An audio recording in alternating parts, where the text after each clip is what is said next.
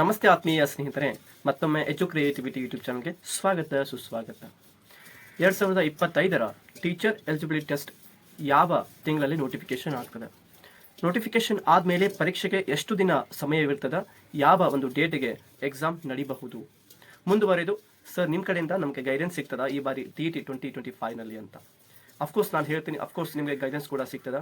I will provide you that language pedagogy notes also, question papers with the key answers also, and some specific topic ನಲ್ಲಿ quizzes ಕೂಡ conduct ಮಾಡ್ತೀನಿ. ನಿಮ್ಗೆ ಏನಾದರೂ guidance ಬೇಕಾದ್ರೆ ನನ್ನ ಕಡೆ ತಗೋಬಹುದು. ಮುಂದುವರೆದು ಇಲ್ಲಿ TET ಪರೀಕ್ಷೆ ಬಹಳ ಮುಖ್ಯವಾಗಿದೆ.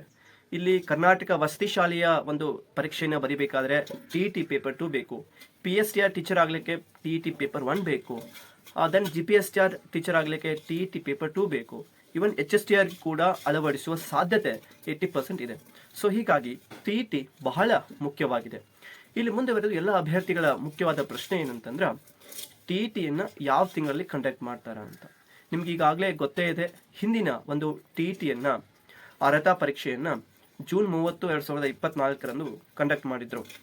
ಸೊ ಇದಾದ ಮೇಲೆ ಕನಿಷ್ಠ 9 ತಿಂಗಳಾದರೂ ಕೂಡ ಅಲ್ಲಿ ಸಮಯ ಬೇಕಾಗಿರ್ತದೆ. ಸೊ ಜೂನ್ ಆದಮೇಲೆ ನಮಗೆ ಸಿಗೋದು ಫೆಬ್ರವರಿ 1 ಮತ್ತು 2ನೇ ವಾರದೊಳಗೆ TET ನೋಟಿಫಿಕೇಶನ್ ಸಿಗಲಿಕ್ಕೆ ಸಾಧ್ಯತೆ ಇದೆ.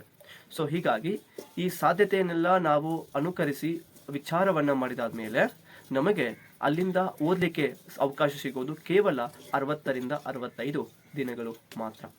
ಸೊ ಹೀಗಾಗಿ ಮಾರ್ಚ್ 4 ಕೊನೆಯ ತಿಂಗಳ ಅಂದರೆ ಕೊನೆಯ ವಾರದೊಳಗೆ ಅಥವಾ ಏಪ್ರಿಲ್ನ ಮೊದಲ ವಾರದಲ್ಲಿ ನಾವು TET ಪರೀಕ್ಷೆಯನ್ನು ಬರೀಲಿಕ್ಕೆ ಅವಕಾಶ ಸಿಗ್ತದೆ. ಸೊ ಇದೊಂದು ಒಳ್ಳೆಯ ಸದುಪಯೋಗ, ಒಳ್ಳೆಯ ಒಂದು ಅವಕಾಶ.